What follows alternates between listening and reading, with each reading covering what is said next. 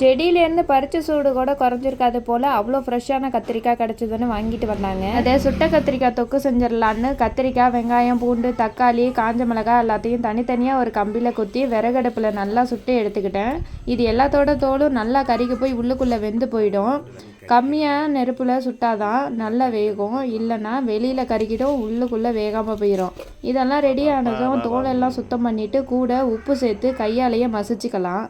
இது கூட நல்லெண்ணெய் சேர்த்து சுடு சாதத்தில் போட்டு பிசைஞ்சு சாப்பிடலாம். புளிப்பு காரம் தூக்கலாம், நல்லெண்ணெய் வாசத்துக்கு நல்லா சுருக்குன்னு இருக்கும்.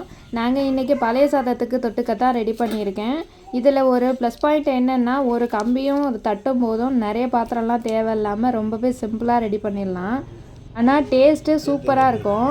இதையே அரைச்சி தாளிச்சா இட்லி தோசைக்கு சட்னியாகவும் தொட்டுக்கலாம். ஒரே கல்லில் 3 மாங்கான்ற மாதிரி ஒரே கத்திரிக்காய் டிஷ்ஷை 3 விதமாக சாப்பிட்டுக்கலாம். உங்களுக்கும் இந்த தொக்கு பிடிக்கும்னாக்கா கமெண்ட்டில் சொல்லுங்கள். கூடவே இந்த வீடியோ பிடிச்சிருந்தாக்கா லைக் அண்ட் சப்ஸ்கிரைப் பண்ணிக்கோங்க. நெக்ஸ்ட் வீடியோவில் பார்க்கலாம். டாடா.